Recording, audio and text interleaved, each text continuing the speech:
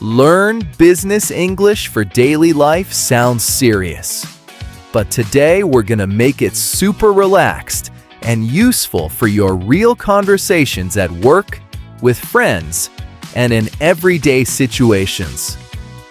You are going to learn natural phrases you can actually use when you talk to coworkers, clients, neighbors, or new friends, so you sound confident and friendly in real life. Let's warm up with a quick question. When you talk in English at work or in daily life, do you feel like your sentences are too formal, too basic, or just a little bit boring? Most listeners tell me they use the same safe phrases again and again. So today, we'll upgrade those basic lines into casual, friendly English that still sounds clear and respectful.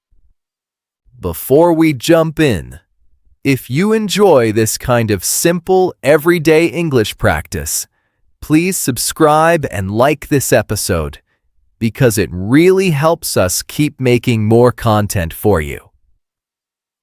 All right, let's start with small talk at work, the little conversations before a meeting or during a break, because those moments are where real relationships and language confidence grow. Imagine you walk into the office kitchen and a coworker is making coffee. Instead of staying silent, you can say something simple like, "Morning, how's your day going so far?" That question is friendly but not too personal, and you can reuse it in many places, like at the gym, in a class, or when you run into a neighbor in the hallway. If someone asks you that question, you can answer in a casual way like, "Pretty good so far, just getting started," or "Not bad, a bit busy, but all good." Notice that these answers are short and soft. You don't need to explain your whole life. Just give a small answer that keeps the conversation friendly and open. Let's do a quick speaking drill together. I'll say the question, then you repeat it out loud after the pause. How's your day going so far? Pretty good so far. Thanks for asking. Another useful daily phrase is for when you join a group conversation at work or in class. You can say, "Mind if I join you?" which sounds polite but relaxed.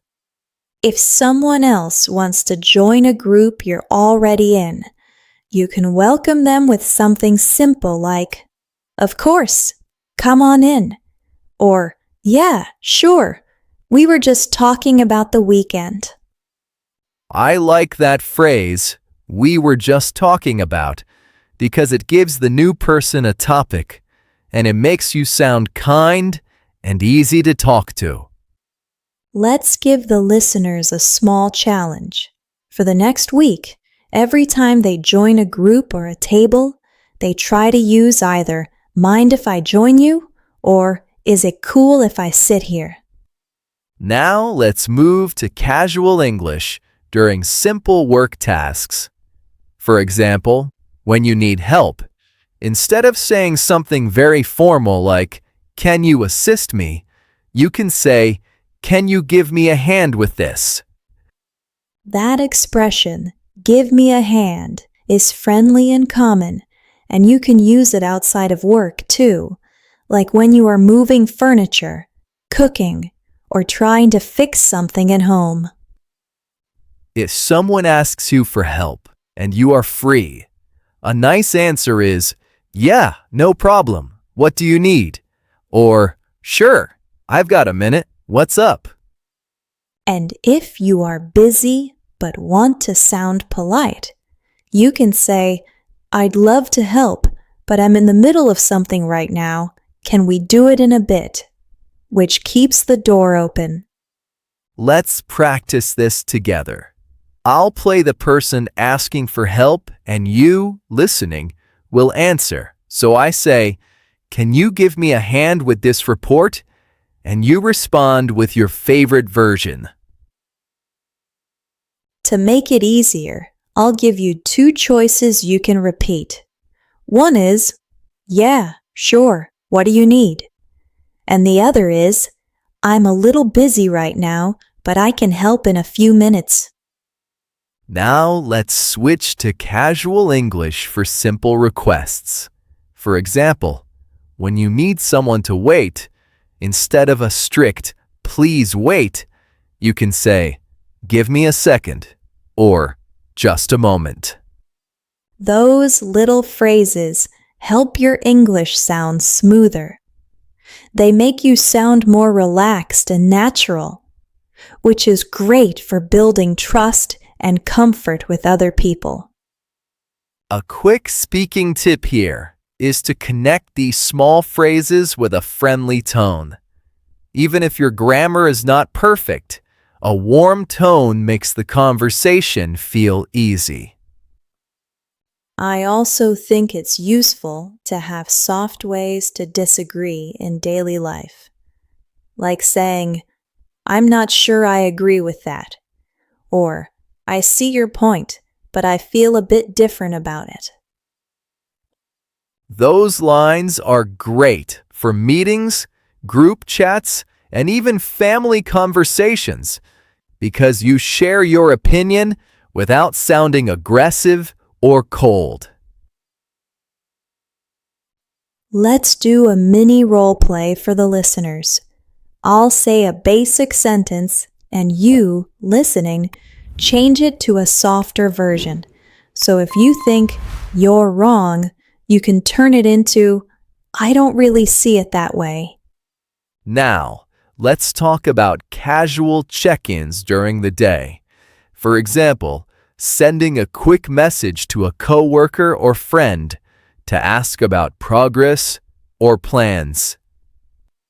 Instead of something heavy like, "Please update me on the current status," you can simply say, "How's it going with that project?" or "Any update on that thing we talked about?" These questions are light, but they still show responsibility and interest, and you can reuse them in school, hobbies, or any group activity. Just checking in. Do you still need anything from me? We've been moving fast, so now let's slow down a little and go deeper into how you can sound more natural in longer conversations, not just with short phrases. One powerful idea is to use short reactions while other people are talking, like "totally," "I get that," or "that makes sense," because they show that you are listening and engaged. Think about the last time someone told you a story at work or in your neighborhood, maybe about a problem with traffic or a funny thing that happened with a customer. Instead of staying silent, you could react with, "Oh wow, that sounds stressful," or "That's actually kind of funny," which keeps the conversation flowing and makes your English feel more alive. A lot of learners focus only on long sentences, but these short emotional reactions are often what make you sound more like a native speaker in daily life. Let's create a quick reaction list together. Imagine a friend says, "Today was a long day." You can answer, "I feel you," "I know the feeling," or "Same here. It's been non-stop." Now, let's move into casual English for making plans, because planning coffee, lunch, or a quick call is a big part of daily conversation in English. Instead of a stiff question like, "Would you like to schedule a meeting?" you can say, Do you want to grab a coffee sometime this week? Or, we should catch up soon. When are you free? If someone asks you to meet and you need to move the time, you can say, "Can we push it back a little?"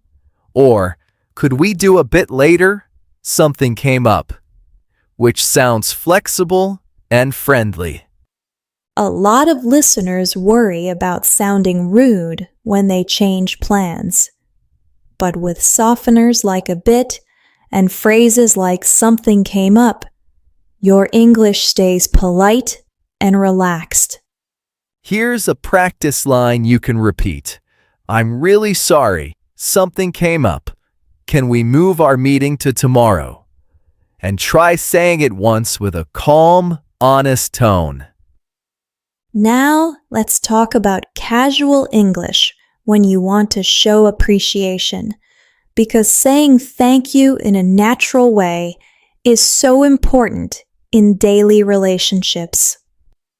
Instead of always saying only, "Thank you very much," you can mix it with lines like, "I really appreciate it," or "You saved me today. Thanks a lot." These phrases are great for coworkers who help you with a task, neighbors who watch your kids for a moment, or friends who listen when you're having a hard day. Let's do a short drill. Think of someone who helped you recently. Picture their face and then say out loud, "Thanks for your help. I really appreciate it. It meant a lot." That kind of sentence not only practices your English, but also trains you to communicate warmth and gratitude, which makes daily life smoother and kinder. Now we're going to go a little deeper into small talk topics you can use again and again, like weather, weekend plans, food, or shows you're watching. For example, you can start with something light like, "Got any fun plans for the weekend?" or "Tried any good food places recently?" which invites the other person to share. When they answer, you can keep it going with follow-up questions such as, "How was it? Would you recommend it?" or "What did you like about it?" to show interest. Got any fun plans for the weekend? Nice. That sounds great. Enjoy it. Another everyday situation is when something goes wrong. Maybe there's a delay, a mistake, or some confusion at work or with friends. In those moments, casual English can help you stay calm with phrases like, "No worries, it happens," or "It's all good, we'll figure it out," so you don't sound angry. These sentences are powerful because they relax everyone. And even if your grammar is not perfect, the friendly message is clear and supportive. You can practice by thinking of a small problem from your day, then saying out loud, "No problem, we'll fix it," or "Don't stress about it, we'll sort it out together." As we get closer to the end of this episode, let's pull everything together and talk about one simple strategy to grow your casual English every day. Choose 3 phrases from this episode that you like the most. Write them down and try to use at least one of them in real life each day this week.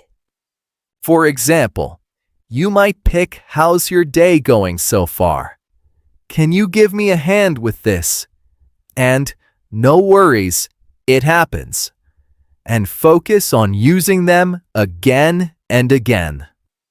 This kind of focused practice is simple but powerful because it builds real habits, not just vocabulary lists in your notebook or on your phone.